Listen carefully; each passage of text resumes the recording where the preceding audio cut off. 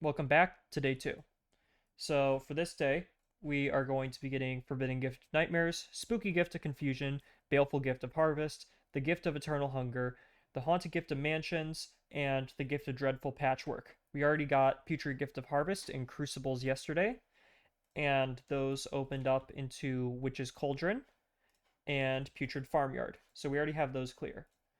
As for these other ones, it's mildly expensive. The big one is going to be getting the Gift of Dreadful Patchwork, so let's get right into it.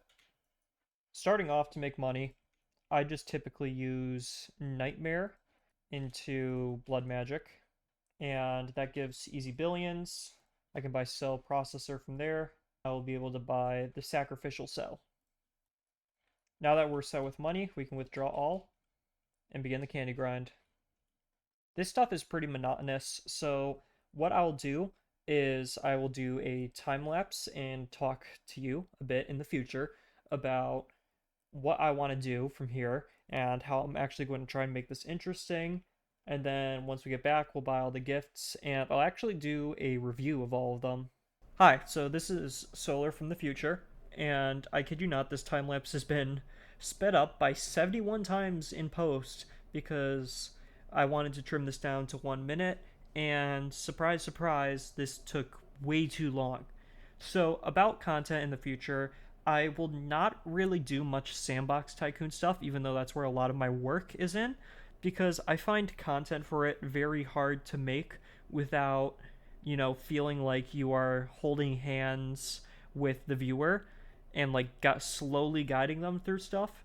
And I also want more of a fast-paced, engaging thing that everyone can enjoy. So I might do some games that are played more often and a lot more popular. And I think above all else, I just want to really create stuff that everyone all around the world and regardless of knowledge can enjoy. That's about all for me. Back to the video. Alright, that should do it for this. So, Forbidden Gift of Nightmares, Spooky Gift of Confusion, Baleful Gift of Harvest, Gift of Eternal Hunger, Haunted Gift of Mansions, and the Gift of Dreadful Patchwork. And we can go ahead and open these right up. We have Spooky Schrodinger, Hungry Spirit,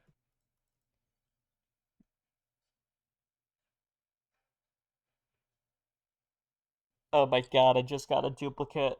I thought that was the Spook Demon gift. Oh. We got the gift of got the baleful gift of harvest, the haunted gift of mansions, and the gift of dreadful patchwork.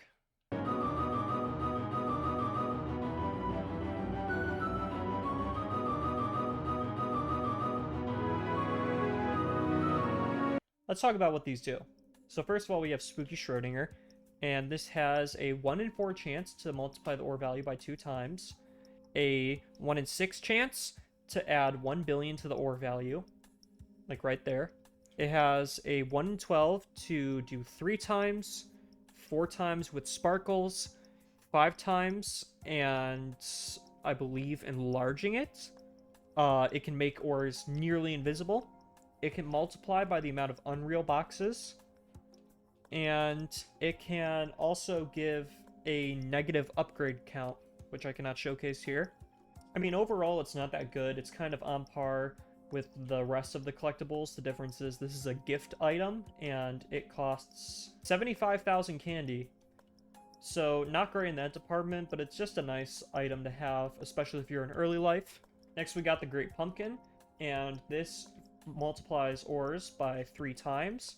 However, if it is from Hades Fang, Spook Lord 95,000, Spook Master 5,000, Spook Demon 66,666, or Nightmare, then in that case it gets a times 13 instead of a times 10. So you can see right now ores are worth 5 billion, and they are getting a... As you can see here, ores are worth 5 billion, and they are getting a 13 times, and that's bringing up to 150 billion. And if you also have Pumpkin Hero and Pumpkin Patch, they increase the multiplier by +2 each.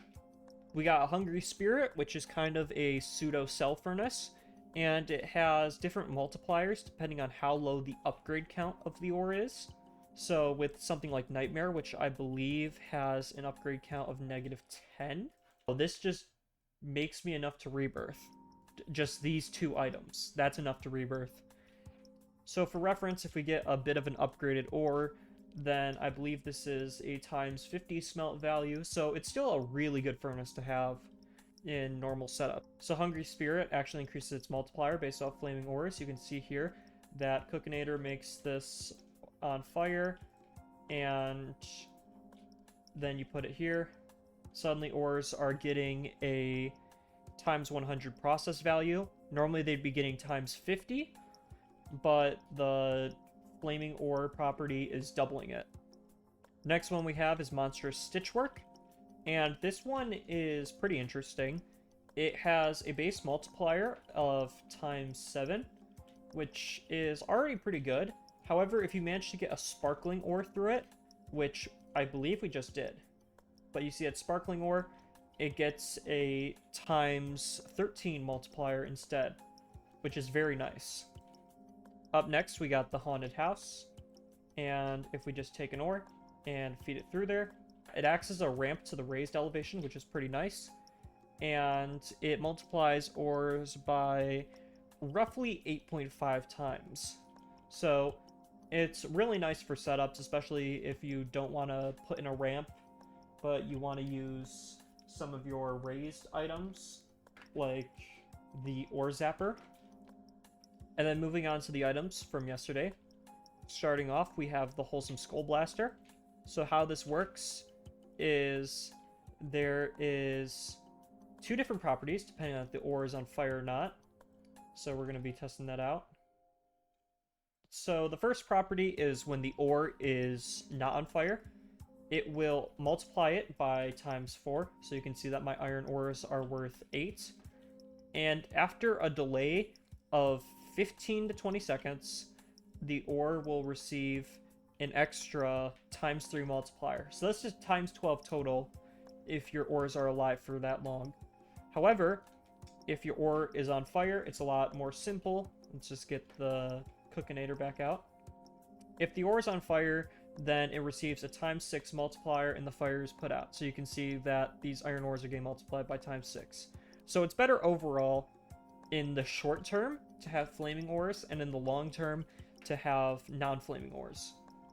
Up next is Azurian Castle, and this one's actually pretty interesting because you have to use an ore cannon to have the ores hit the beam. And let's see if I can catch an ore after it gets upgraded. Yeah, so ores get multiplied by times 9, and they have a chance to get blue sparkles, which the blue sparkles directly synergize with Monstrous Stitchwork. So overall, this is probably one of the strongest base Halloween upgraders you can get, because it's also 5 units, so you're getting pretty good bang for your buck. The only downside is it costs 200,000 candy. So this is probably one of the strongest ones from the event. This is the Phantom of Christmas Future. It is a portable upgrader, so you can put it off to the side, and this multiplies ores by times 5. And when used with the other Christmas ghosts, which are both available during Christmas event, so I can actually get them, it doubles the multiplier, which makes a total of, I believe, 360 times as a portable if you use all 3 of them, which is extremely good. But even just this times 5 by itself is very nice. We got Putrid Farmyard up next, and this one's very underwhelming. It multiplies ores by times 4, so let's get a tracker showing. And it also applies radioactive, so I believe after 5 or so seconds, the ore will explode. Yep, there it is. And overall, this one really isn't that good. I mean, if you look at the size of it, it is 6 units, or 3 basic conveyors long. And for getting a times 4 from that, I'm pretty sure it's beaten out by some of these candy shop things. So it's overall really not worthwhile going for unless you're a collector. So we got Witch's Cauldron up next, and this one's very interesting. You take the ore input from over here, and it drops out the ore on the other side. And this ore is not only a lot smaller, but it sends it off with a 15 times upgrade while also changing the color and the material. And overall, this is really good for min-maxing, or if you have a high value big mine but you don't want to deal with those big ores. It transfers all the upgrades and upgrade count upon the dropping, so it's not like you can use upgraders, drop them in, use those upgraders again. No, it's basically just an upgrader with extra steps. So Hades' Fang is actually a pretty bad item right now. It has a base drop value of 10 million, and that's it. The only other property is that the ores can collide with each other, unlike anything else. And that's because originally it was able to absorb 20% of the value from other ores, but people found exploits to make it so you could absorb multiple ores. And by absorbing a bunch of different ores, you could easily reach infinite, which really isn't okay balancing wise for something that you are able to get life 1.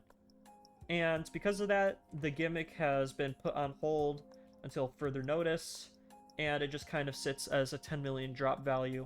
So unfortunately, Hades' Fang is going to take the backseat for a while in setups. Nightmare is pretty interesting. So I said earlier it has an upgrade count of -10. That's wrong. It's actually -10.2. And as you can see, it has 5 different spouts that it drops from. And these spouts all drop ores worth 5 billion each.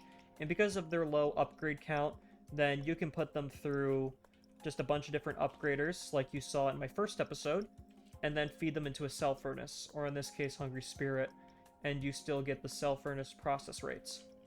Last but not least is Blood Magic, and this one's very interesting. So it processes ores at a multiplier of times 20, which really isn't that great at first. However, if we just get a bunch of those building up,